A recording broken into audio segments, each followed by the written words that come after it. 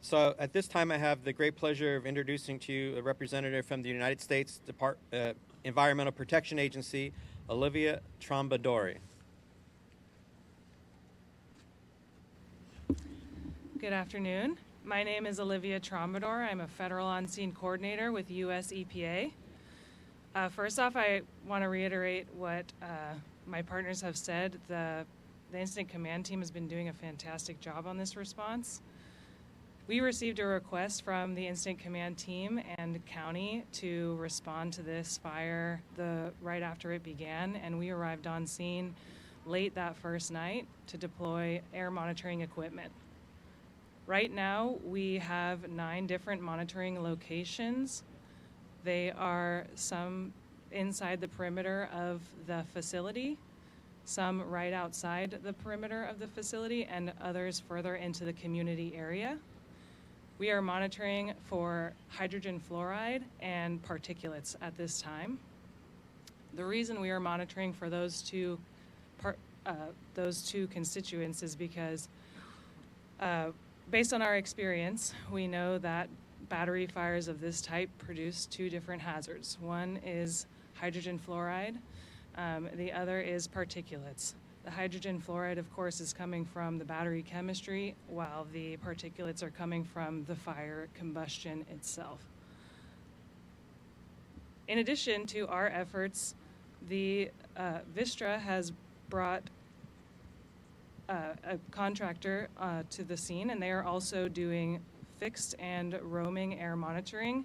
They are monitoring for the same things that we are, and their air monitoring efforts are complementary to ours at this time. So there's quite a lot of resources on the ground.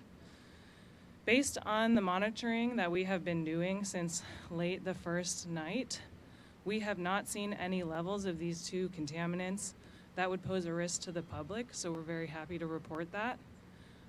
We are providing our data to the incident command team and the county. Starting today, we've already provided some of those data to the county, and we will continue to provide those data throughout the day so that they can be published, as mentioned by Nick, on the county website. We're very happy to be here to help, and we look forward to continuing to help out as much as we can. Yes, KSPW. Hi, thank you. Zoe Hunt with KSBW. You guys mentioned you have 9 monitoring sites, some extending into the neighborhoods. How exactly far are you testing the air quality? Is this reaching Prunedale? Is it reaching Watsonville? Okay, the question was about the testing sites. Liv?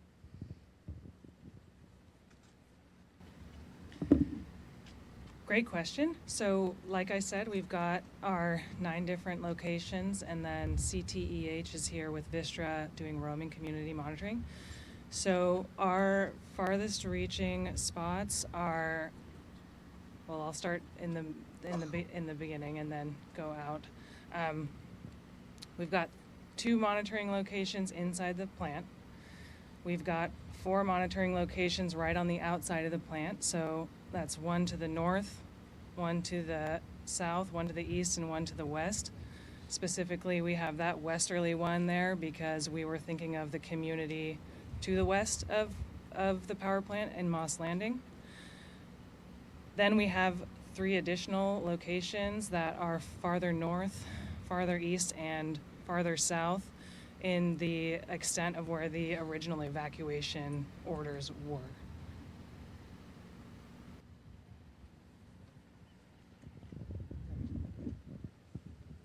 You have a follow-up for that? Yes. More specifically, are you testing water quality, and how are you going to be doing this if so?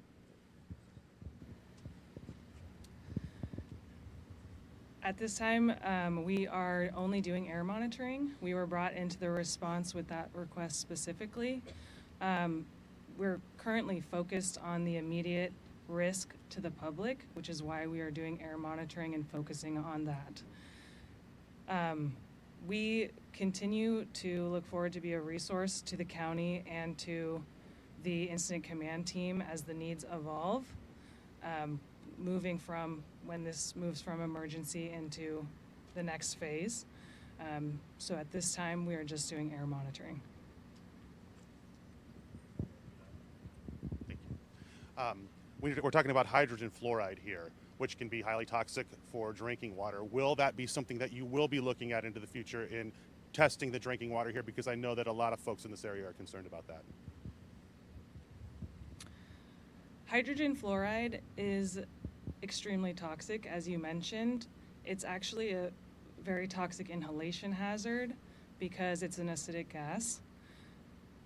We did some plume modeling early in this response to show where that hydrogen fluoride plume may have been.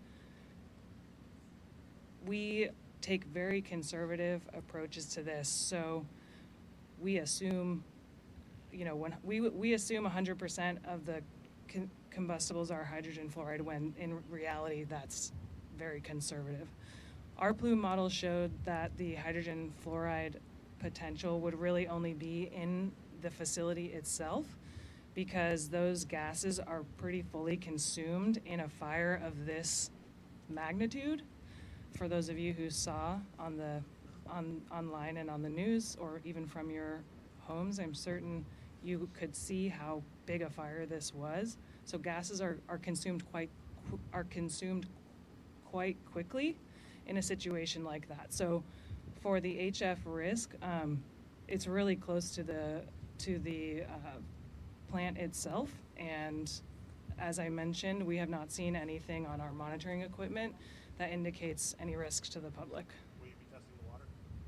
Not at this time, because at this time that is not an immediate risk to the public, as the air is. So this question, I've got a couple questions. I don't know if this No, is that's on. that's for the online. You're good.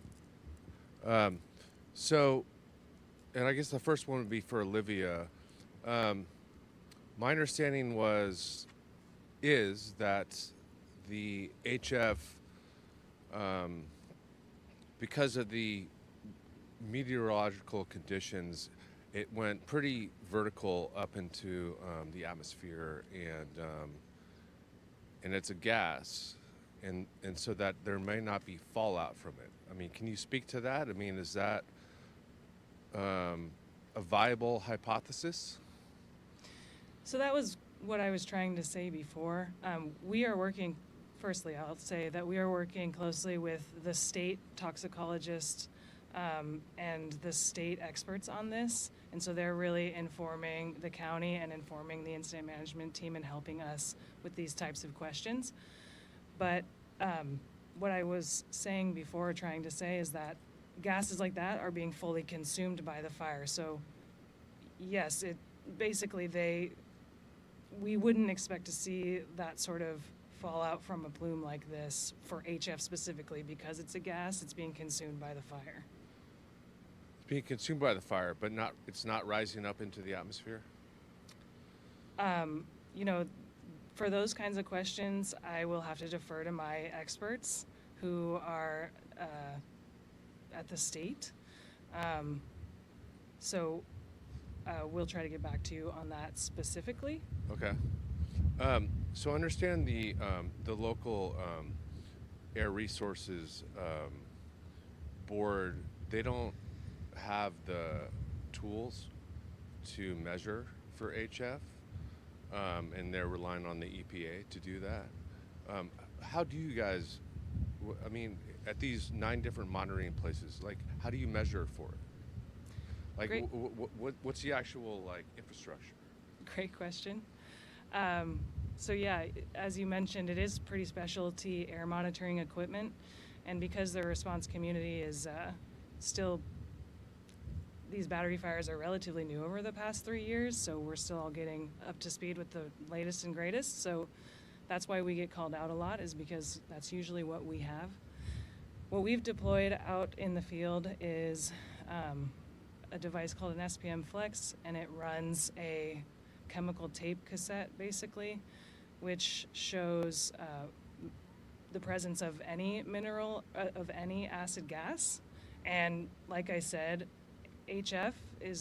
hydrogen fluoride is the worst of those acid gases that we would expect to see. So when we're doing that monitoring, we assume it's 100% hydrogen fluoride on our instrumentation.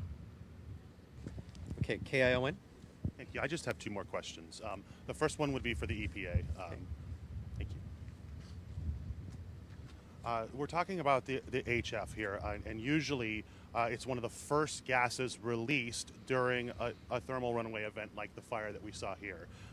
Since the air monitoring didn't start until later that evening, is there a possibility and a concern over initial exposure? Would you repeat the question? Sure. So HF is usually one of the first toxins or gases released during a fire such as this with batteries. So because the air monitoring didn't come in until later that evening, is there a concern over initial exposure with those gases when the fire first broke out? To the community? Yes. Yeah, that's a great question. Of course, I can't speak to what occurred when we were not doing monitoring data. However, as I mentioned earlier, we did do plume modeling.